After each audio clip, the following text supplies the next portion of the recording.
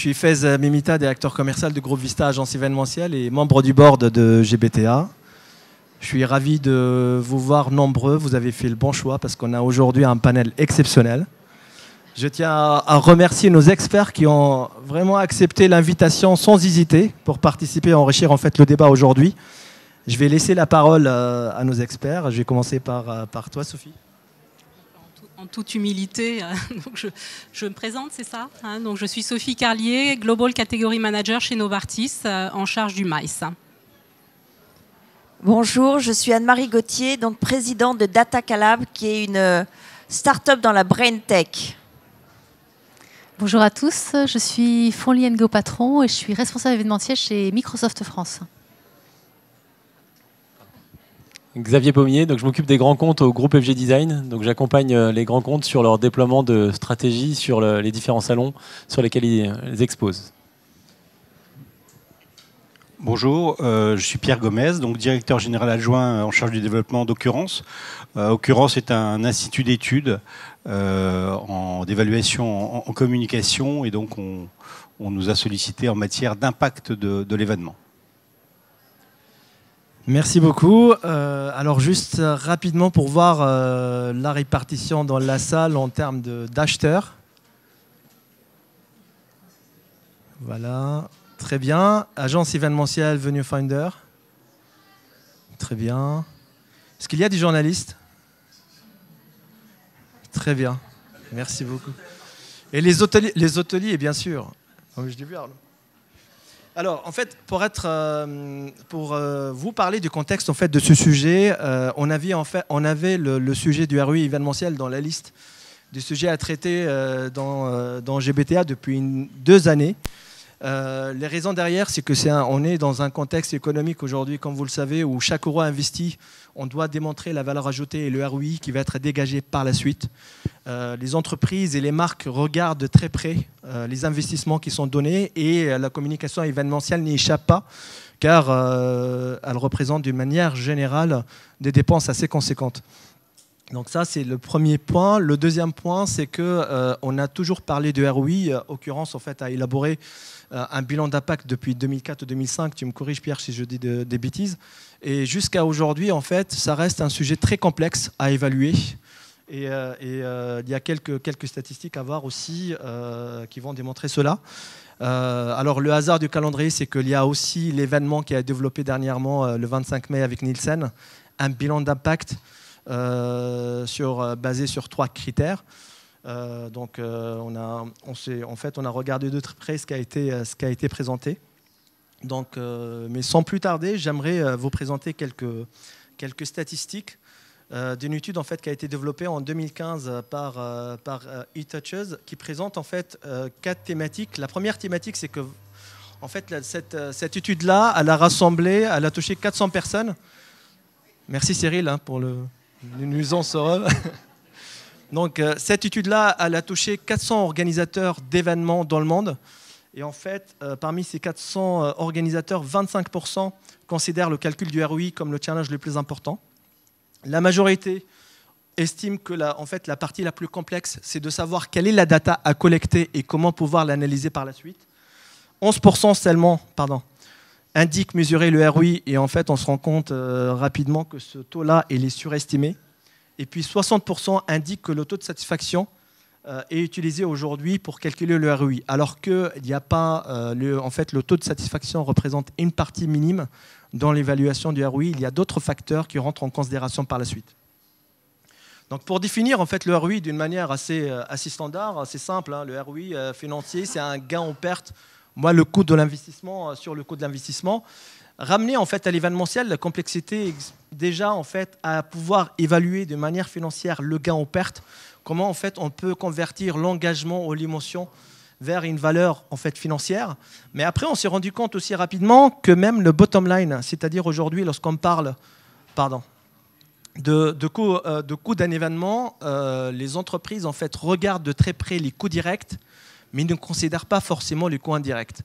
Et ça, c'est un point qui est très, très important. D'ailleurs, en fait, GBTA, il y a quelques temps, a développé en fait, un travail de recherche sur le Total Cost of Ownership. Merci Fabien. Donc voilà, et c'est très important dans l'évaluation de coût d'un événement de prendre en considération les deux coûts. Donc on entend parler de plusieurs thématiques lorsqu'on parle de ROI. Il y a le REE, c'est le retour sur objectif. On a le ROA, retour sur l'attention du participant. On a le ROE, c'est retour sur événement, au surengagement, au surémotion, au suréducation, au surexpérience. Donc il y a une panoplie de mots qui sont utilisés et on ne sait pas en fait par rapport à un type d'événement quel indicateur évaluer. Alors, lorsqu'on a travaillé sur le sujet, on a fait appel aussi, comme GBTA, c'est une association internationale, à l'expert international en fait, qui a dédié clairement sa vie à l'évaluation des ROI événementiels. C'est un docteur qui s'appelle Ilingam So. Et en fait, il a eu la gentillesse de nous faire une petite vidéo pour nous donner son point de vue sur le sujet.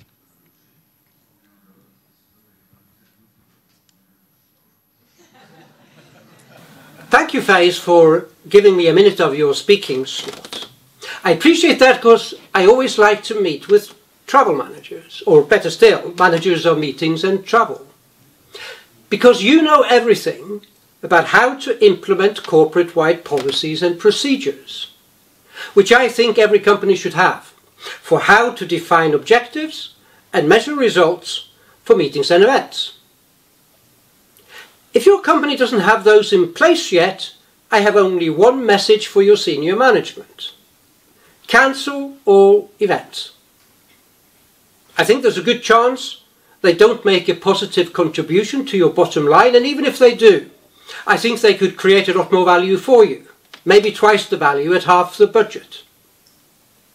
So cancel everything. And then you start taking applications from those who want their budget back. And you ask them 3 questions. First, what's the context of your event? How does it support, or how is it supported by other strategies and initiatives? How to support our HR strategy, our marketing strategy? What's the wider intervention or campaign which it is a part of? No event creates significant value in a vacuum. Second, what exactly is it you want these participants to do after the event in order to contribute to our bottom line? And a good follow-up question is, why don't they do that already? That's your second question. Third, explain to me what kind of learning experience will you take them through at your event in order to drive that particular behaviour. If they answer these 3 questions well, you give them their budget back.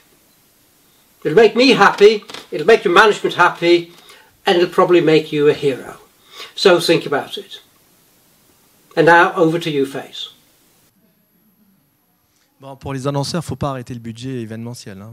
Voilà. Alors, on va attaquer tout de suite en fait, notre débat. Sophie, je vais commencer par toi. Est-ce que déjà tu as un commentaire par rapport à ce qui a été dit et par rapport à la vidéo de Ling? Première question, et après... Moi, j'aime bien ce côté provocation hein, pour entamer cette discussion. Ce que je retiens, et je vais peut-être développer ce qu'on fait chez Novartis, qui, comme vous le savez, est un laboratoire pharmaceutique suisse, c'est cette notion de contexte hein, qui est importante, je pense, à bien cerner. On est aujourd'hui, enfin, si on prend un laboratoire pharmaceutique, il y a le contexte réglementaire, bien entendu. Enfin, je regarde 2 de mes collègues qui sont également dans des laboratoires pharmaceutiques. C'est très important. Il y a un contexte aussi le digital, tout le développement du digital nous a amené en tant qu'annonceurs à évoluer au niveau des formats, des événements et de ce que l'on va rechercher. Et puis il y a le dernier contexte qui est culturel, hein, où on peut pas faire, on va pas pouvoir mettre en place des méthodes qui s'appliquent à tous les pays, parce que c'est vrai que je prends ma casquette globale. Un événement en Chine où on a développé chez Novartis énormément le digital, pourra être mené plus facilement de manière virtuelle que, par exemple, en Espagne, ou peut-être en France aussi, on a beaucoup de difficultés pour mener à bien des événements virtuels. Donc, bon, je pense qu'il a bien planté le décor. Hein, et donc, si tu souhaites que, effectivement, je partage ce que l'on fait, effectivement, comme il était mentionné dans ton introduction, Fez, on a différents types de mesures. Donc, mais avant de mesurer, il est très important d'établir un objectif hein, pour les événements, de définir un format en tenant compte aussi du contexte dont on a parlé tout à l'heure, hein, et puis de mesurer l'impact des événements. Donc, je vais juste citer quelques événements. Chez Novartis, on organise un événement scientifique. Ça peut être un board, par exemple, ou un dinner meeting. Ce que l'on va définir comme objectif, c'est vraiment on va pas chercher un retour sur investissement ou un retour, ça peut être aussi un retour sur objectif, mais là j'ai plutôt mentionné un retour sur engagement. En gros, ce que l'on va rechercher, c'est à ce que les médecins prescrivent une molécule qui soit différente que celle qu'ils ont l'habitude de prescrire dans une aire thérapeutique. Si on prend un autre exemple, s'il te plaît, là j'ai un autre exemple qui est donc cette fois-ci en virtuel puisque le précédent était en présentiel, mais il peut aussi être fait au niveau virtuel. On peut envoyer, ça nous arrive d'envoyer des podcasts à des médecins qui sont des femmes, des mamans, qui ne peuvent pas se déplacer à des congrès ou à des événements autres, enfin en présentiel. Et donc pour ce type d'événements, donc ce qu'on va rechercher, c'est un objectif retour sur objectif, en mesurant, enfin avec différentes mesures qui sont, comme je l'ai marqué sur cette illustration, donc le niveau de satisfaction et puis aussi le nombre de connexions donc, à ces événements et surtout la durée. Sur la page suivante, j'ai mis différents types de mesures. Hein. On discutait avec Anne-Marie tout à l'heure et je me suis sans doute trompée pour des événements type e-learning où on va bien évidemment, comme c'est en digital, maximiser l'audience. Donc ce qu'on va chercher chez nous, c'est le reach, comme on appelle chez Novartis. Le contenu, évidemment, comme ça peut être, c'est aussi important le contenu que sur un événement scientifique, par exemple. Évidemment, optimiser le coût. Si on le fait aussi de manière virtuelle pour optimiser les coûts. La technique, il faut qu'elle soit maximisée. Et puis Anne-Marie, donc évidemment, je suis d'accord avec toi, là je me suis trompée, donc on va susciter de l'émotion autant que possible, puisque c'est en ligne. Si on n'attire pas l'attention, effectivement, ça sert à rien de faire ça, etc., etc. Et dans ce type de cas, l'e-learning, le networking n'est pas forcément une priorité. Donc voilà les différentes mesures que l'on fait. Pour conclure, peut-être sur ce que l'on fait dans notre laboratoire, je dirais qu'on fait énormément de choses. Avec le digital, on emprunte des routes qui sont très, très diversifiées. Le seul problème, c'est qu'on ne le fait pas de manière coordonnée, avec une méthode établie. Et c'est ce qu'on est en train de faire. On a un énorme projet en ce moment donc qui va au-delà du SMMP, hein, qui consiste maintenant en maximiser nos investissements, à optimiser l'impact de nos investissements dans le MICE. Et là, je dirais que mon rêve serait d'aboutir à une espèce de courbe, un diagramme avec mon cycle de vie des produits, de positionner mes événements en fonction du positionnement du produit dans son cycle de vie, de définir le type d'événement, mais aussi l'objectif et la mesure associée. Donc voilà où on en est. On a un énorme chantier, on n'est pas parfait et on a encore beaucoup de progrès, mais on a la chance d'avoir des bonnes pratiques, de nombreuses bonnes pratiques. On va essayer de mettre à profit, en tout cas. Sophie, j'ai une autre question. Alors, tu as parlé de la partie réglementaire, tu as parlé aussi de la partie culturelle. Est-ce que tu peux juste expliquer en deux mots comment ça affecte les événements et le ROI par la suite ? Alors, Si on prend l'exemple de la France, par exemple, mais aussi d'autres pays comme l'Allemagne, hein, il y a toutes des démarches administratives à faire pour déclarer ce que l'on fait, ou pré-déclarer ce que l'on fait. Hein. Donc, quand on compare notre environnement réglementaire avec le contexte digital qui évolue très très vite, donc tout ça, le challenge, il consiste vraiment à concilier les deux, et ça n'est pas facile. Hein, donc c'est là une des raisons, le manque d'anticipation est une des raisons pour lesquelles, dans certains pays, on ne peut pas adopter de manière systématique des événements virtuels. Après, il y a des pays comme l'Espagne qui ça n'a rien à voir avec le côté réglementaire, c'est le côté vraiment culturel où ils sont malheureusement pas enclins à développer ce type d'événement.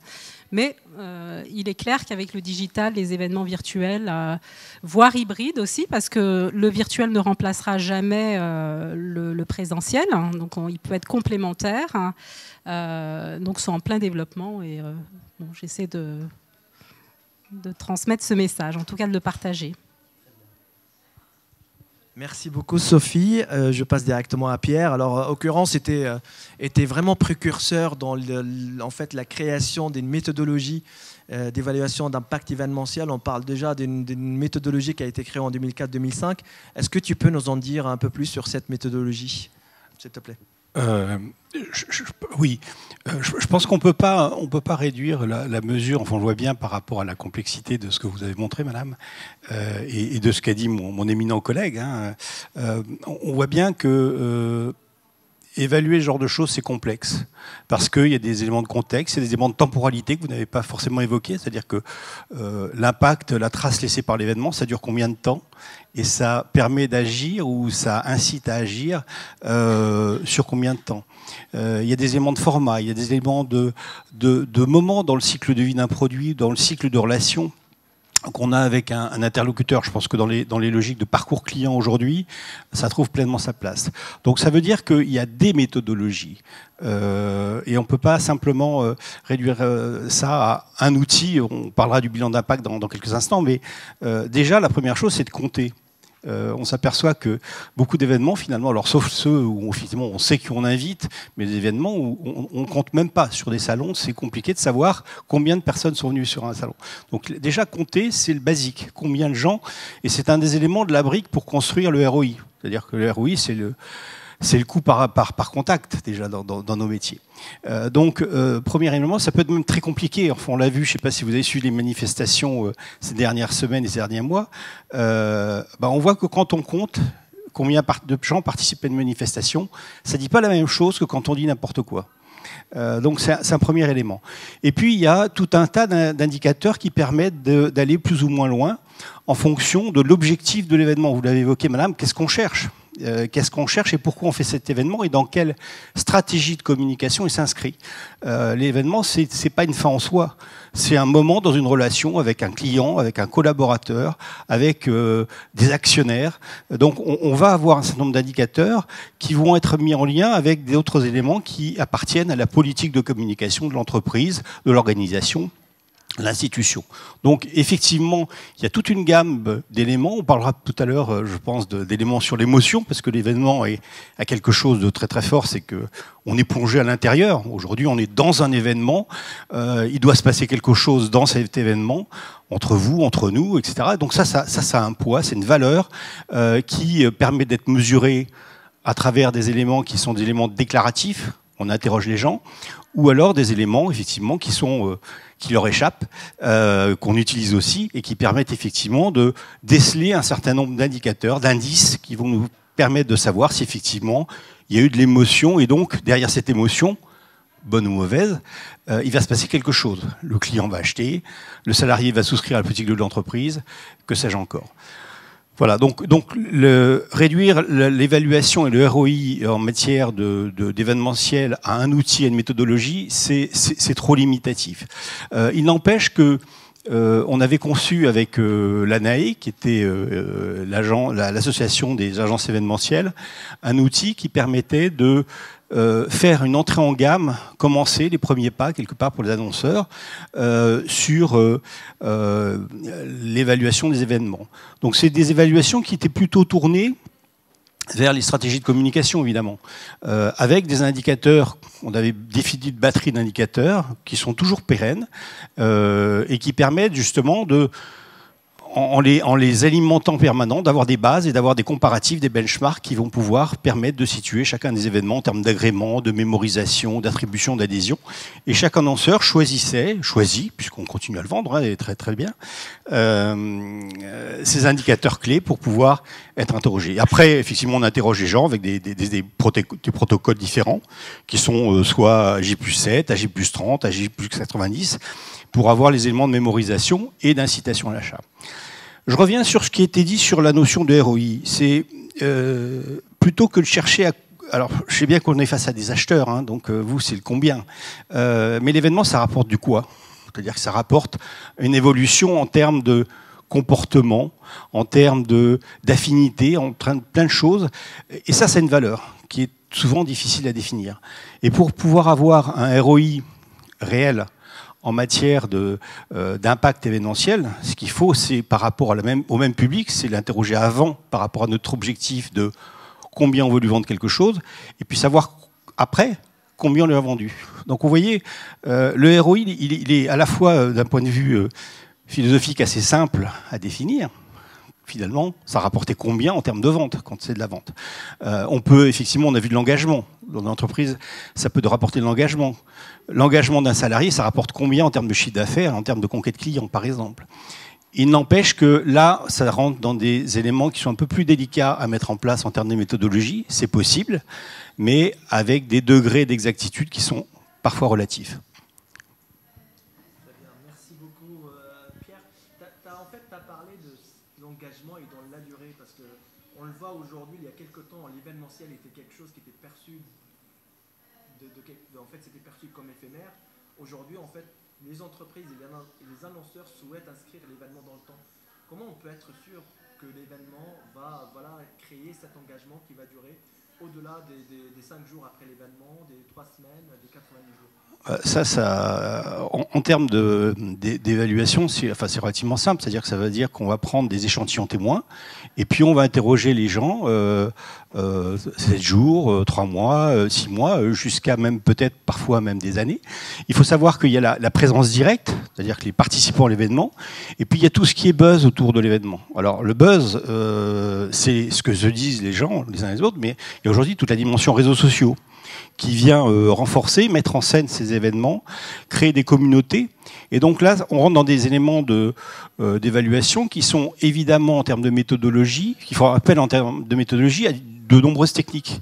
Et on voit même que l'événement, quand je parle aux acheteurs qui achètent de l'événement, mais n'empêche qu'il y a une partie du coût de l'événement qui est passée probablement sur vos achats de gestion digitale, par exemple. Donc il faut faire attention que finalement on est sur des périmètres qui ne sont pas aussi clairs et nets que ça semble l'être. L'événement est un élément de transversalité dans une politique de communication. C'est peut-être un point d'orgue, mais ça ne tient pas debout tout seul. Quand on parle salon, on en parlera après, il y a tout le faire venir. Et le faire venir sur le stand, c'est déjà un résultat en matière d'efficacité de l'événement. Je pense simplement citer un exemple pour un client pour lequel on avait travaillé. On a fait une évaluation plusieurs années de suite sur des salons. Puis on leur disait, oui, le faire venir, il faut renforcer pour qu'il y ait plus de monde sur le stand. Puis une année, ils ont tellement bien fait le faire venir. Et il y avait tellement d'informations dans le faire venir que les gens ne venaient plus sur le stand parce qu'il suffisait de lire l'invitation, d'aller sur le site internet et finalement on avait les réponses à toutes les questions qu'on voulait poser sur le stand. Alors effectivement, en termes d'impact sur le coût d'achat du mètre carré dans le salon, c'était vachement bien. Mais le problème, c'est que c'était peut-être plus la peine de faire tout à fait l'événementiel de la même manière. Pierre, pour rebondir sur ce que vous venez de dire, je pense que ce que l'on fait peut-être pas assez bien au niveau des achats, c'est vraiment d'aborder l'événement dans une approche multi-channel. Enfin, vous le mentionniez tout à l'heure, on ne voit pas les coûts qui sont, les investissements qui sont faits par ailleurs. Moi, j'aimerais bien pouvoir comment dire, l'aborder sur le plan multichannel de manière à m'assurer enfin, tout à l'heure, l'intervenant qui était filmé disait qu'on pouvait tout simplement ne pas faire d'événements parce que enfin, c'est peut-être pas utile et parce qu'on a d'autres canaux en fait. Hein, il y a quelques années, on a évalué la présence d'un annonceur sur un salon. Tous les ans, on le faisait régulièrement sur cet annonceur. Et cette année-là, il avait eu des très très bons résultats. Donc on demandait en sortie de hall aux visiteurs ce qu'ils avaient vu. Donc ils nous déclaraient spontanément, j'ai vu le stand machin, bidule, les trucs. Et notre client avait de très bons résultats. Le seul problème, c'est que c'était la seule année où il n'était pas présent sur le salon. Donc vous voyez, il faut faire. Alors ça montre que la trace laissée les années précédentes était puissante et forte, et donc les visiteurs avaient en déclaratif le sentiment d'avoir visité ce stand parce que c'était évident qu'il était là, évident. N'empêche qu'il n'a pas joué à ça très longtemps. Il était présent l'année suivante. Et je reviens à une dernière chose, tant qu'à être là, autant faire un peu de commercial aussi, sur ce que vous évoquiez, Madame, sur la confrontation des données. Et notamment par rapport au cycle de vie des produits, etc. Ces choses-là, ça existe, ça s'appelle des tableaux de bord. Et ça montre bien qu'il faut pouvoir agréger aujourd'hui beaucoup de data que vous avez à travers différents circuits ou réseaux, je pense aux réseaux de distribution, le marketing, etc. Et puis des données ponctuelles d'événementiel. Et il faut leur donner un sens commun pour qu'elles se parlent, ces données. Et c'est aujourd'hui, je pense, le point faible de beaucoup de directions de la communication, d'autant plus que ces éléments-là, ils seraient vachement utiles pour les acheteurs. Ça serait vachement utile pour vous. Et il n'arrive pas que le fois, d'ailleurs, que ce soit à la demande des acheteurs qu'on réalise ce genre de choses. Je pense notamment à un annonceur pour lui qui faisait plusieurs centaines de salons dans le monde et qui, tout d'un coup, a eu besoin de réduire de quelques millions d'euros son investissement salon. Ben, il fallait choisir lesquels et quel salon on coupait. Et effectivement, il avait un tableau de bord, ça lui permet de savoir qu'il ne fallait pas aller à tel endroit plutôt qu'à tel autre. Merci beaucoup Pierre. Fongli, alors en fait Sophie représente en fait, la communauté des acheteurs. Toi de ton côté tu représentes à la fois une entreprise dans la haute technologie mais aussi la partie marketing, communication, événementielle. Qu'est-ce que vous faites en fait chez Microsoft aujourd'hui? Est-ce que vous évaluez le ROI de vos événements? Alors oui, tout à fait. Alors je vais rebondir sur ce qui a été dit précédemment. Je pense que communication n'est plus suffisant, il faut dire marketing, puisque l'événement aujourd'hui est complètement inséré dans un dispositif marketing complet où on a un contact et un contact qu'on adresse via plusieurs canaux, donc qui peut être du mailing, enfin toute la pub, etc. Et l'événement fait partie de ce parcours et ça permet d'engager. C'est un moyen de soit améliorer effectivement la notoriété d'un produit ou d'une marque, mais également en fonction de la maturité du contact, peut-être de l'engager sur un acte d'achat. Donc c'est important et ce qu'on met en place chez Microsoft, c'est effectivement se dire on a un contact qualifié, et ce contact qualifié, il faut avoir la possibilité, grâce à nos outils, de suivre son cycle de vie et de lui adresser au bon moment la bonne initiative marketing. Et donc ça peut être effectivement l'événement. Et donc quand on organise un événement, on se dit, on a des objectifs qu'on se donne dès le départ. On se dit, est-ce que c'est un objectif de considération? Est-ce que c'est un objectif business? Pour tous les événements auxquels on participe, que ce soit les événements que nous organisons ou les événements auxquels on participe, par exemple les salons, on se dit, il faut qu'on se donne au départ, et vous en parliez tout à l'heure, des objectifs clairs, qu'on se donne les moyens de mesurer les résultats par rapport à ces objectifs et pouvoir décider effectivement l'année suivante, est-ce que ça vaut le coup? Est-ce que le résultat est attendu et était là? Et d'arbitrer, on y va ou on n'y va pas. Donc par exemple, là, on est en mode chez Microsoft Planning. Et là, sur la partie événements, moi, je suis en train de travailler sur les bilans de tous les événements précédents et de décider, voilà, on a tel budget annuel et voilà où est-ce qu'on va investir. Et donc, un événement, donc je vais vous parler plus particulièrement d'un événement que je gère moi en direct, qui est Microsoft Experience. C'est un événement annuel, ça fait plus de 10 ans qu'on le fait. C'est un événement qui a lieu au Palais. Donc, c'est un événement physique, enfin, on appelle phygital, puisqu'il est à la fois physique et digital. Et l'objectif, c'est d'engager effectivement des gens sur place, avec un certain nombre d'objectifs prédéfinis, et puis également d'engager, de faire du reach, donc online. Et donc, par exemple, le résultat, on a eu 12 000 personnes présentes au Palais des Congrès pendant 2 jours, là, en octobre dernier, et 200 000 visiteurs sur le web. Donc là, c'est des objectifs de Hitch. Et après, on a différents formats au sein de cet événement physique et digital qui permettent d'engager de façon différente les visiteurs. Donc soit on a un engagement plutôt prise de parole parce qu'on veut augmenter la notoriété de nos produits, soit par exemple on veut un engagement où la personne elle peut tester et apprendre et se former sur nos produits. Et là, on a ce qu'on appelle des hands-on, donc des moyens de manipuler les produits et de discuter avec des experts. Et puis après, on a toute la partie networking en mettant à disposition une application de networking pour que les gens se rencontrent, en mettant sur l'événement des espaces d'échange, donc pour faciliter effectivement les échanges physiques entre les gens. Et puis on a carrément du business, puisqu'on demande aux commerciaux d'inviter des prospects et des clients sur place, de leur organiser un parcours sur la journée en disant ils sont intéressés par tel produit, il faut qu'ils assistent à telle prise de parole, qu'ils rencontrent tel type de personne et qui finalement un rendez-vous business avec cette personne pour effectivement finaliser et engager ce visiteur à faire quelque chose après. Donc effectivement, il y a ce qui se passe pendant l'événement, les 2 jours de l'événement, mais c'est super important pour nous de pouvoir mesurer le post-event. Et voilà, donc on peut passer peut-être l'autre slide, juste pour vous montrer des exemples d'indicateurs. Donc par exemple, sur expérience, on a 2 objectifs majeurs, enfin primaires, qui sont la considération, donc augmenter la considération des visiteurs sur la marque Microsoft, mais également sur les produits.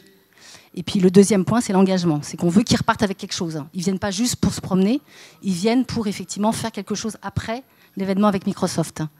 Donc on a sur la partie considération, donc les indicateurs qu'on va utiliser, c'est le nombre de participants, le nombre de journalistes. On parlait de buzz et d'amplification et sur les réseaux sociaux et via la presse. Donc on a besoin de personnes sur place, journalistes, influenceurs, blogueurs, qui viennent et qui puissent diffuser sur les réseaux sociaux des temps forts et ce qu'ils ont appris pendant l'événement. Les web viewers, donc on a vu 200 000 personnes. Et puis après, il y a tout ce qui est publication, post. Donc effectivement, par exemple, moi, au niveau organisation, dans l'équipe dans laquelle j'appartiens, mon manager gère l'événementiel et le digital. On est ensemble. Ce n'est pas des équipes différentes, on travaille ensemble. Donc tout le dispositif que je mets en place, je le fais en collaboration avec des experts du digital pour effectivement mutualiser nos efforts et optimiser l'investissement. Et puis après, sur la partie engagement, donc on a sur la partie réseaux sociaux le retweet, repartage. Donc à partir du moment où les personnes repartagent l'information, réengagent, donc ça c'est une preuve de réussite. La partie effectivement rendez-vous d'affaires, donc on demande aux commerciaux, ils avaient un objectif de 1000 rendez-vous d'affaires à faire pendant l'événement. Donc on met en place, moi, mon rôle en tant qu'organisateur, c'est de leur faciliter les rencontres sur place. Mais c'est à eux, avant l'événement, d'engager leurs clients. Je les aide à raconter la bonne histoire. Donc je construis l'histoire avec eux. Et puis ils accompagnent leurs clients pendant toute leur journée pour que le client il repart de cet événement en se disant « J'ai appris quelque chose et je suis convaincu que Microsoft est le bon interlocuteur pour aller pour faire tel projet. » Et puis après, j'ai les participants, donc j'ai des sessions.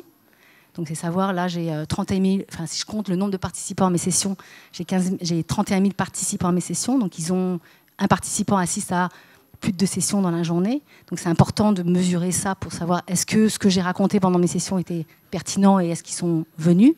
Et puis après, il y a toute la partie post-event qui est, je crée un parcours à partir du moment où on a des plateformes.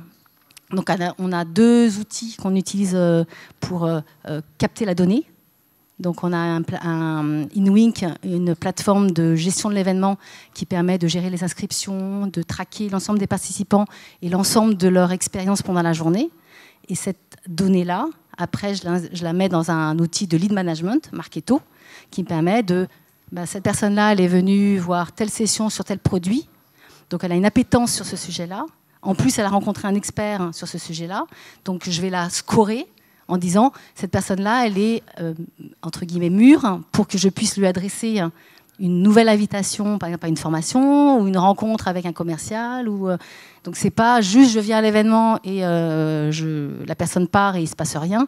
Non, l'idée c'est de toute l'information que j'ai pu collecter sur l'événement, que je puisse utiliser sur d'autres initiatives marketing post-event. Et ça, on a toute l'histoire grâce à ces outils-là, Marketo et Inwink, tout ce parcours du visiteur, du participant, qui est traqué et qui est analysé après. Donc, là, ce qui est important surtout après, c'est que je la collecte et je l'analyse et je l'exploite. Parce qu'effectivement, juste collecter, ça ne sert pas à grand-chose. Donc voilà les... Oui. Juste rebondir sur ce que vous évoquez. On voit bien à travers ce que vous évoquez que, pour plusieurs choses, un événement, c'est complexe.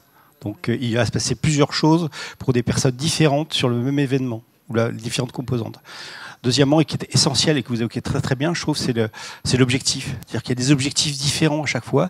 Et surtout, ce qui est très important, c'est à la fois on le voit bien, pour évaluer efficacement, il faut que l'objectif il soit bien défini, il soit clair, il soit mesurable. C'est-à-dire qu'on ne va pas évoluer. Enfin, derrière l'engagement, il y a un certain nombre d'indicateurs probablement très précis qui correspondent à des signes d'engagement. Donc, c'est des indicateurs bien construits.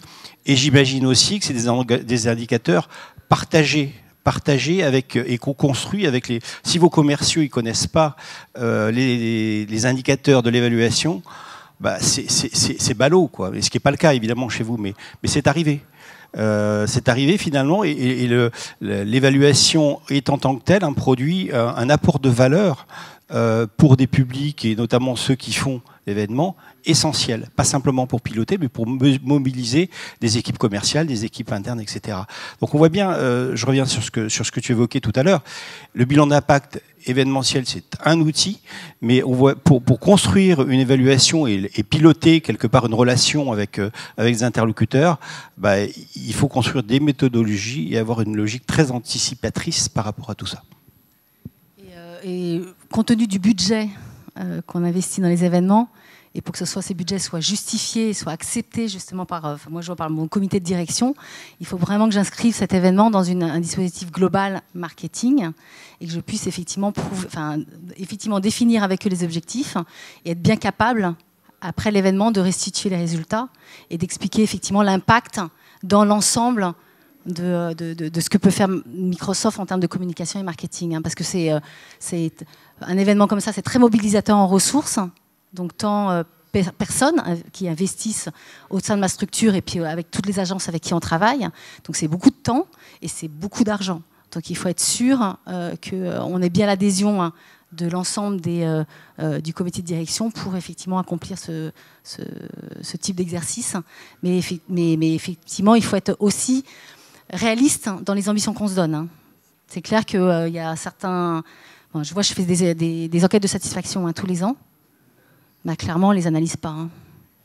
Donc moi je regarde de façon transversale ce qui me saute aux yeux, mais on ne les analyse pas suffisamment. Donc il y a des choses, on le fait toujours parce qu'on se dit on va le faire.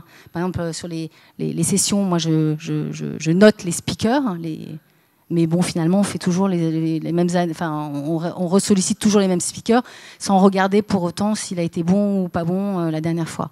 Donc bon, c'est ça, c'est que on essaie de faire au mieux, mais effectivement, on n'a pas forcément la capacité ou on ne se donne pas forcément les moyens après de cruncher cette data pour effectivement sortir des résultats puis agir mieux la fois suivante. Ouais, donner du sens à tout ça, oui. Alors, Fangli, tu as parlé de... Pardon.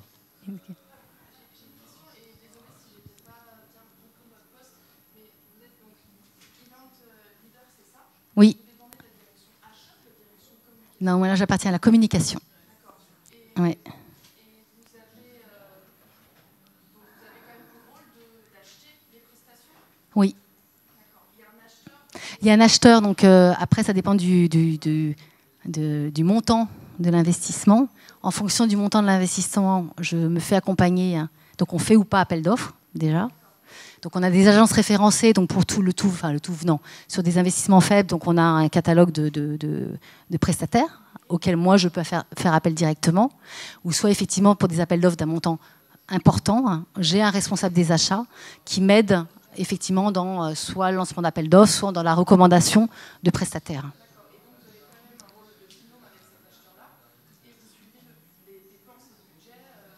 Moi j'ai mon budget. C'est moi qui ai le budget. Une fois, lui, il intervient sur la partie sélection des prestataires.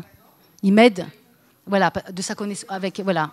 Mais après, une fois on a choisi le prestataire, le budget, il est dans mes mains et c'est à moi de le dépenser comme il faut. Cyril ? Et complètement, oui. Vos indicateurs, quand vous les agrégez, est-ce que vous les traduisez ensuite en euros, en disant voilà, j'ai dépensé 1 euro pour l'événement, ça m'a rapporté tant d'euros? Oui, ça je le fais, ouais. J'ai un coût au reach, j'ai un coût à l'engagement qui effectivement j'ai participé à quelque chose pendant l'événement. Et après, grâce à mon outil Marketo, je trace ce contact-là. Il a fait, donc il a eu aucune relation avec Microsoft avant de venir à l'événement.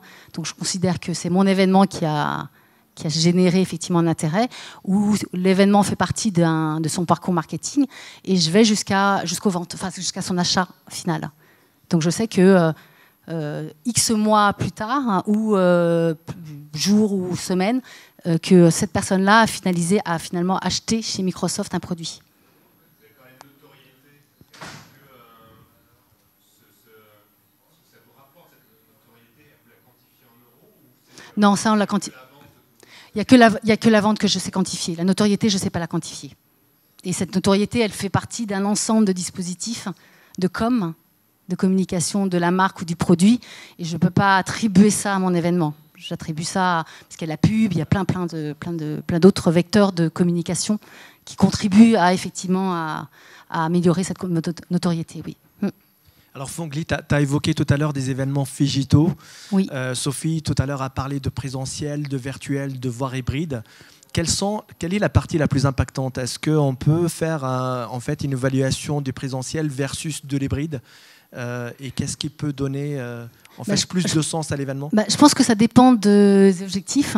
Quand on parle d'engagement, et d'engagement de type rencontre, échange, l'événement présentiel n'a pas de... Enfin, il est là pour ça. Quand on fait effectivement du digital pur, c'est plus... Donc digital, après, comme vous l'avez dit tout à l'heure, il y a différents formats. Donc c'est soit du format informationnel, et là c'est du reach, c'est se dire, bon, la personne, elle est venue, elle s'est intéressée, elle est restée combien de temps à ma présentation live. Là, ça peut être... donc, je peux dire, j'ai pu contribuer au fait que sa considération pour le produit soit meilleure.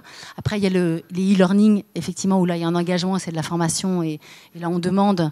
c'est participatif aussi. Donc, comme la personne participe, là, l'engagement est plus fort. Mais je pense que c'est complémentaire. C'est pas... Enfin, je pense que il faut être, quand les dispositifs sont différents, les investissements sont différents, mais même la partie digitale, moi je vois sur la partie digitale de Microsoft l'expérience, on a créé donc une grille éditoriale, telle une grille de programme de télé. Je ne consomme pas le digital comme je consomme un événement. Donc les formats sont différents. Une session, elle dure 45 minutes. Moi, j'ai personne qui reste en ligne 45 minutes. Donc j'ai une grille de programme avec un vrai programme télé, avec des jingles télé, avec... des formats de prise de parole super courts avec beaucoup plus de dynamisme pour faire passer les mêmes messages mais sur un format différent. Et ça, quand on fait du digital, il ne faut pas se dire je stream, je capte ce qui se passe dans l'événement. Il peut y avoir ça sur par exemple des grosses prises de parole, etc., avec des super speakers, mais il faut arriver à l'agrémenter de formats courts avec des choses plus, des vidéos, des contenus, enfin ce qu'on appelle des contenus froids. Il faut donner du rythme au digital, sinon l'impact il est nul. Voilà. Pour compléter ce que tu disais, enfin ils sont complémentaires. Enfin, je confirme. Tu citais un exemple où tu utilisais le digital pour mieux cibler tes clients et les rencontrer ensuite, organiser une rencontre en présentiel. Donc, c'est assez difficile de dire que l'un ou l'autre est plus efficace, c'est vraiment en fonction des besoins, enfin de l'objectif. Alors on ne peut pas dissocier événements et émotions, et on a parmi nous la chance d'avoir Anne-Marie qui va nous expliquer tout ça. Déjà Anne-Marie, est-ce que tu peux nous raconter rapidement qu'est-ce que Datacalab, pourquoi tu as créé cette start-up? Alors, Datacalab, c'est une start-up dans la Brain Tech. Alors, la Brain Tech, c'est quoi? C'est l'alliance du marketing, des neurosciences et de la technologie. Donc, qu'est-ce qu'on fait? On mesure les émotions sur tous les points de contact de la marque. Donc, c'est aussi bien les événements que les vidéos de e-learning, que la pub et même les sites, parce qu'on vient de développer un produit avec IBM qui utilise leur Watson et nous, nos mesures d'émotions à travers le facial coding. Alors, pourquoi on s'intéresse aux émotions?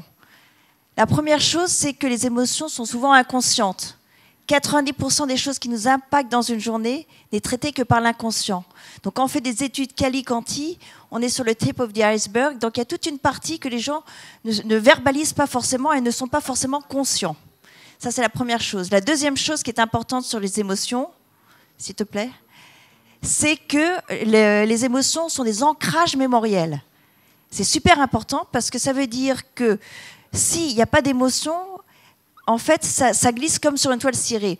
Comment ça marche, les émotions? Les émotions vont stimuler le cerveau limbique et en particulier l'hippocampe. L'hippocampe, c'est ce qui permet d'encoder de la mémoire courte à la mémoire longue. Donc si je n'ai pas d'émotion, ça va glisser. Et c'est pour ça qu'aujourd'hui, on travaille beaucoup avec les écoles. Pourquoi? Parce que c'est un des plus grands défis de la société, c'est comment améliorer l'éducation, comment améliorer l'apprentissage. Et on sait que les meilleurs profs, ce n'est pas simplement des gens qui ont l'expertise, mais c'est des professeurs qui ont l'empathie, qui sont capables d'interagir et de créer cette émotion avec leurs élèves. Et c'est ça qui va permettre de mieux mémoriser les cours. Troisième point sur les émotions, c'est que, et je sais qu'on est en France au pays de Descartes, il n'y a pas de décision sans émotion. Tout le monde pense que c'est le cerveau cognitif, où on se dit, allez, Anne-Marie, c'est 70% cognitif, et après 30% émotionnel. Non, 100% des prises de décision passent par l'émotion. Ça commence par le cerveau cognitif, qui va identifier les choix, les conséquences de chaque prise de décision.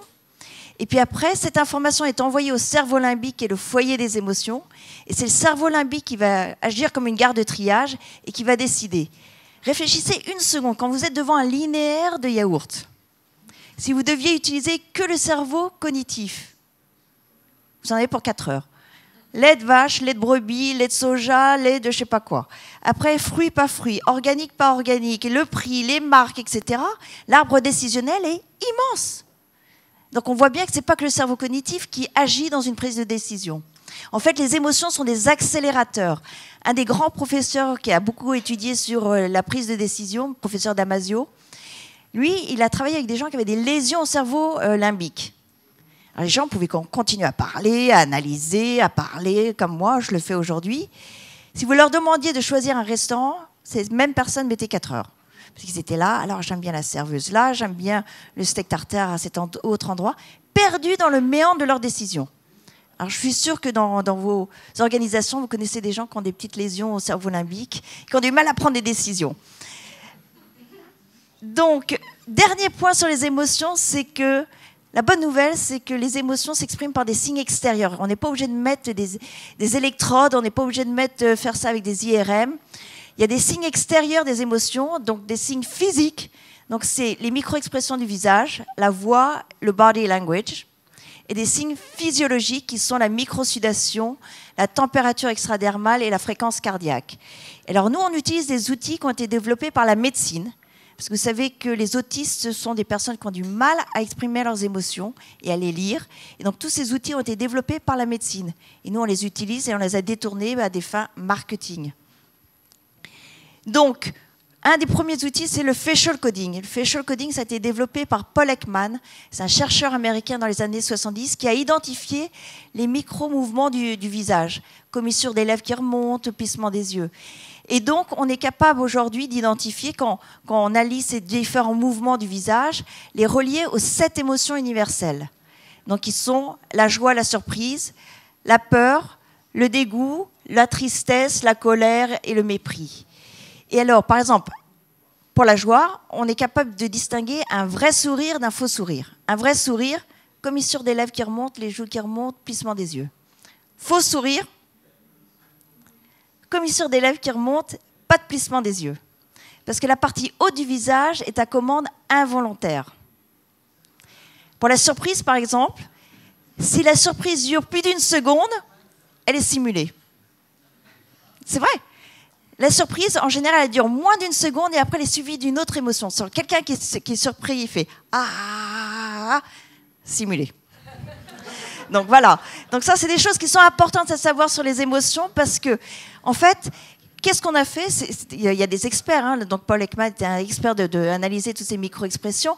Mais grâce à l'intelligence artificielle, on est capable maintenant, ça fait depuis 5 ans, qu'on est capable maintenant de mesurer en live, seconde par seconde, ce que ressentent les gens.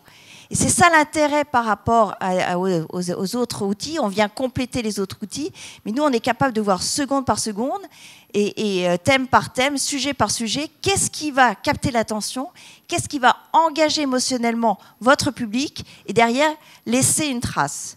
Dernier truc, voilà, ça c'est des exemples, on l'a fait pour Essilor, donc c'était une conférence qui durait une journée entière. Alors, au bout d'une journée, vous ne vous souvenez pas qu'est-ce que vous avez ressenti à la seconde X, c'est impossible. Le cerveau n'a pas la capacité de stocker ce qu'il ressent seconde par seconde. Donc, nous, on le mesure. Qu'est-ce qu'on fait? On met des caméras sur la scène qui va, j'aurais pu le faire aujourd'hui, des caméras sur vous et mesurer, vous filmer, passer cette vidéo dans nos algorithmes de reconnaissance faciale et identifier seconde par seconde les émotions. Donc là, pour Essilor sur une journée entière, les pics, là c'était quand le fondateur est monté sur scène, 90 ans, il a une patate d'enfer, donc là il a capté l'attention. Deuxième pic, c'était une vidéo sur le public où les gens se reconnaissaient, ils étaient là, ah, maman, ah, voilà, donc ça marche à chaque fois. Et ça, toute la partie communication, évidemment, il y a des vidéos, c'est interactif, donc là aussi engagement très fort. Vous remarquerez qu'il y en a un qui est beaucoup plus bas que les autres. Ça, pourtant, c'était une vidéo YouTube. On se dit, une vidéo YouTube, ça devrait bien marcher. Elle était en anglais. On voit tout de suite le niveau d'anglais des opticiens. Mais ça montre aussi la granularité de l'outil. Voilà, un petit détail comme ça peut créer un manque d'attention et du coup un manque d'engagement. Et là, malheureusement, grosse traversée du désert.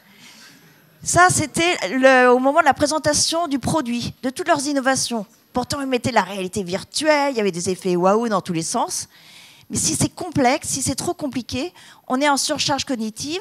Et en séance plénière, ça fera une première approche, donc ça c'est bien. Mais ça veut dire que pour Essilor, il faut revenir sur ce sujet avec des vidéos e-learning ou peut-être en petit atelier pour continuer à créer cette sédimentation pour que ça commence à rentrer dans le cerveau. Et voilà, donc pourquoi on utilise cet outil? C'est justement pour bien identifier sujet par sujet, seconde par seconde, qu'est-ce qui a engagé votre public. C'est extrêmement important de le faire. On le fait pour la pub, on l'a fait pour des émissions de télévision, pour TF1, on a mesuré une 20aine d'émissions. Et donc, cet outil est en fait extrêmement précis. En fait, Anne-Marie, moi j'ai une question. Alors, il y a cette émotion qu'on peut ressentir lorsqu'on assiste à un événement. Est-ce qu'il y a quelques émotions ou une émotion sur laquelle il faut absolument travailler pour qu'elle reste déjà, pour qu'elle engage et qu'elle emmène une action derrière, et pour que en fait, cet engagement soit durable? En fait, non, il n'y a pas une émotion. Alors, c'est vrai qu'il y a une émotion qui domine, c'est la joie. Mais par exemple, sur les 20 émissions de télévision, celle qui avait le plus grand score émotionnel, c'est celle qui a activé le plus d'émotions différentes. Et c'est Quotidien. Quotidien, vous connaissez l'émission sur TMC. Et Quotidien, elle va générer, par exemple, du dégoût quand j'ai un politique qui monte sur scène. Et hop, quel que soit le parti, ça crée des pics de dégoût. Juste après, quand il y a Yann Barthès qui tourne en dérision le politique, hop, pic de joie. Donc là, voilà, c'est une spirale vertueuse de mettre et d'activer plusieurs émotions qui va créer un plus gros ancrage. C'est ce qui se passe quand vous allez chez Disney. Hein, vous allez avoir peur dans Space Mountain, vous allez avoir de la joie quand il y a les petites marionnettes. Donc plus j'active des émotions différentes, plus j'aurai un ancrage mémoriel fort. Oui.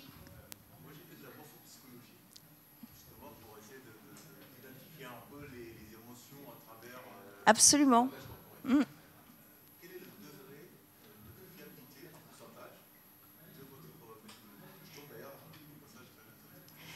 Alors, le degré de fiabilité, on est à 90% sur oui, c'est extrêmement fort parce que c'est développé maintenant depuis les années 70 avec Paul Ekman. Hein, c'était lui qui était... Si vous connaissez la série Lie to Me, vous connaissez la série... Bon, ben voilà, c'est Paul Ekman. Il est même cité régulièrement dans la série. C'est lui qui a développé toute cette approche.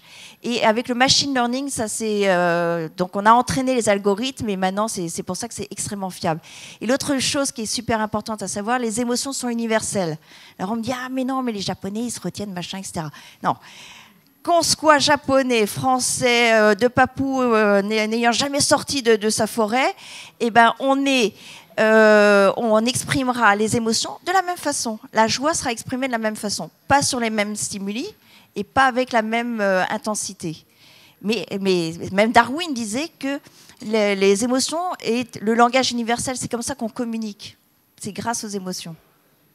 Et comment votre logiciel avec ces algorithmes arrive à identifier le waouh vrai et le waouh fait? La surprise ou la joie, c'est justement, on prend ces vidéos et là, on va analyser par pixel le mouvement des commissures. Voilà, c'est comme ça qu'on va voir si c'est une vraie sourire, faux sourire, surprise, peur, dégoût.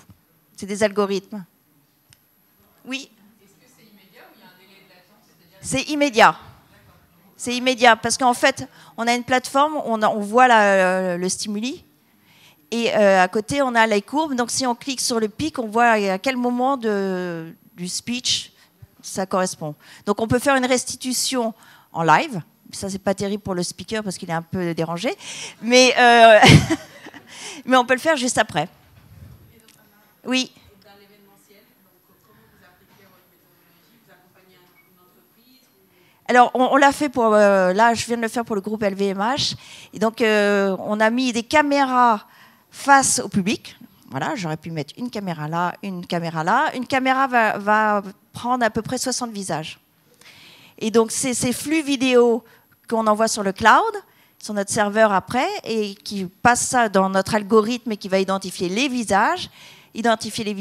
Alors, on reconnaît, by the way, si c'est homme, femme et l'âge.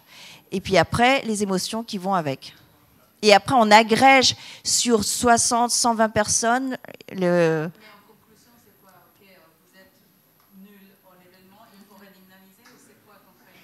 Après, on a des key learnings pour dire, de toute façon, en milieu de conférence, il y a toujours un petit creux. On sait qu'enfin, quand on annonce c'est la fin, il y a le cocktail. Et alors là, oui, grosse attention qui remonte. Donc, il y a plein de petits trucs comme ça.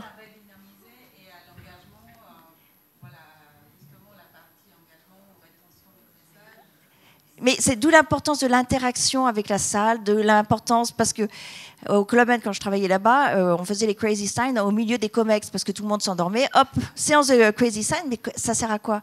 À réengager tout le monde, à les changer de dynamique et à casser l'arythmie. Donc, voilà, tous c'est des outils d'interaction avec le public. Vous disiez séance de Crazy Sign. Vous savez quand vous dansez. Et voilà, c'est pour faire agir la salle et pour pas qu'elle soit en mode endormissement, quoi. Par rapport à l'expérience que vous avez fait avec Essilor, je trouve que sur les événements qui sont annuels, par exemple, une grosse boîte, méga séminaire avec des milliers de personnes, cette méthodologie, je trouve que c'est très bien parce que ça permet, en tout cas à l'organisateur, de pouvoir moduler son modèle événementiel par rapport à ces résultats-là. Pour la conduite de changement d'entreprise, quand je suis à Alexandre Bompard en train d'expliquer ma stratégie à 4 ans devant tous ses employés, c'est bien de savoir quels sont les sujets qui a créé de la surprise, de la colère, de la joie. Voilà, c'est en fait un baromètre de la conduite du changement. Ça permet de prendre le pouls de l'interne. Voilà. Merci beaucoup Marie. Je passe à Xavier. Alors, FG Design, et voilà, entre autres, il travaille sur la réalisation de stands sur des salons importants. Vous avez développé une méthodologie pour évaluer l'impact de ces salons. Est-ce que tu peux nous en dire un peu plus ? Avec plaisir. On parle aujourd'hui de salons ou de congrès. Donc, les congrès, c'est plutôt sur l'univers pharmaceutique. Il y a une data qui est sortie il y a quelques années qui dit 1 euro investi sur un salon égale 8 euros de chiffre d'affaires généré dans les 2 ans qui suivent ce fameux salon. Je l'aime bien cette stat, parce que du coup ça rassure, du coup ça montre qu'il faut aller sur les salons et les congrès, mais certains secteurs d'activité ne vendent rien sur un salon. Ils vendent peut-être de l'image, et donc comment traquer ça ? On reparle encore une fois des objectifs. Les objectifs sont complètement différents en fonction des secteurs d'activité. Donc j'ai voulu prendre les exemples d'un salon qui vient de se passer il n'y a pas longtemps, qui s'appelle Vivatech, ou Viva Technologie, qui était donc fin mai. On avait plusieurs clients, et les objectifs étaient vraiment complètement différents. Donc le premier, alors je n'ai pas le droit de dévoiler qui sont les clients, mais donc là on était sur une région. Alors il y avait 4 régions qui exposaient donc sur Viva Technologie, et le premier, alors notre client nous a demandé donc 20 jours avant Viva Technologie où il se situait en termes de portée et d'engagement par rapport à ses 3 autres concurrents. Vous voyez là, notre client 20 jours avant. Donc l'idée est de tous les 4 jours lui apporter des données pour lui montrer qui sont les influenceurs qui parlent du salon pour cette région. Et donc tous les 4 jours, il voyait ses progressions. Donc l'idée, c'est de lui montrer à l'ouverture du salon que il avait vraiment beaucoup progressé. Il se retrouverait en première position. Pourquoi ? Parce qu'il a parlé beaucoup plus souvent que ce qu'il faisait jusqu'à maintenant. Donc ça, c'est le premier cas client, c'était de se retrouver premier par rapport à ses concurrents en termes de e-notoriété. Le deuxième, et là, c'est quelqu'un qui avait des choses à vendre. Donc des choses à vendre. Là, on est sur du coût contact ou du coût lead. Il fait des devis sur le salon, il fait des entretiens. Et donc l'idée, c'est en fin de salon d'analyser les coûts, le nombre de prospects, le nombre de clients qui sont venus le voir, le nombre de devis qui ont été faits. Et on analyse les salons entre eux, parce que du coup, il fait pas que Viva Technologies dans l'année. Il faisait aussi le CES 2018 et donc on voit tout de suite le CA réalisé sur le salon, 0, CES 2500. Alors c'était une petite start-up, mais on arrive vraiment à analyser très finement. Donc là, il faut évidemment mettre en place des systèmes, alors soit le CRM directement sur le salon, mais encore une fois, comme tu le disais, Fongli, tout à l'heure, c'est d'analyser. C'est OK, ça donne une statistique, sauf qu'est-ce qu'on en fait ? Est-ce qu'on retourne sur Viva Technologies l'année d'après ? Il faut vraiment analyser ces choses pour en tirer des conclusions. Donc voilà, le deuxième cas, c'est quelqu'un qui voulait vraiment piloter son CA sur le salon. Et le dernier qui est le plus intéressant, donc là je vous ai remis une 3D d'un des stands. Ce client-là avait créé 2 animations. Donc une animation Viva Technologies habituelle, une zone de pitch où les startups intervenaient au fur et à mesure, et une zone animation avec un petit robot Pepper qui était ici. Et son idée, c'était de savoir au jour le jour quelle était l'animation qui fonctionnait le mieux. Donc en termes si on regarde la slide suivante, de zones froides et de zones chaudes. Donc là, c'est une petite vidéo. Donc on analyse avec des petites boxes qui ont été positionnées, et je pense qu'en l'occurrence, le même système, donc de positionner les boxes à des endroits stratégiques pour identifier quelles sont les zones froides et les zones chaudes, quelles sont les animations qui fonctionnent le mieux donc, tout au long de la journée. Donc, ce qui permet en fin de journée, vu qu'un salon, ça dure toujours 3 jours ou 4 jours, peut-être de faire des axes correctifs sur la seconde journée en disant « Dites donc, là, je voulais vraiment qu'il y ait du monde là, il n'y a personne. Donc peut-être qu'on va mettre plus d'hôtesses, ou peut-être qu'on va demander aux commerciaux d'attirer leurs clients et leurs prospects à ce niveau-là pour faire vivre du coup l'autre espace. » Donc derrière, une autre statistique, c'est que avec les capteurs qu'on a positionnés, on est en capacité de dire le nombre de visiteurs qui sont passés par zone. Donc là, on est sur 76% du trafic qui a été généré par le petit robot Pepper et pas par la zone de conférence. Et la deuxième statistique, c'est la durée. Parce que, OK, ils sont venus, mais est-ce qu'ils sont restés 2 secondes ou est-ce qu'ils sont restés 2 minutes ? Pareil, la durée moyenne de visites et de visiteurs qui sont restés sur la zone pour parler avec le petit robot Pepper, elle est 19 minutes, alors que la zone de pitch était 13 minutes. Donc là, l'idée, encore une fois, donc sur la slide d'après, c'est d'analyser tout ça. Comme on a aussi écouté les réseaux sociaux, donc on est en capacité de dire quelle animation a eu le plus de retombées de reach ou d'engagement. Et bien encore une fois, c'est le petit robot Pepper qui a gagné. Il a reçu donc 76% du trafic en e-notoriété, contrairement à l'autre animation. Pourquoi ? Parce que les gens se prenaient en photo tout simplement devant le petit robot, ils postaient sur les réseaux sociaux et on a su tout de suite que c'est lui qui avait gagné. Donc comment maintenant faire ? Donc c'est une des animations qu'on avait mis sur le stand. Donc là, on a le droit de c'est l'innovation, c'est comment faire venir justement donc les visiteurs encore plus et comment savoir s'ils sont restés devant une animation. Donc on a créé ce qu'on appelle le révélateur de pensée.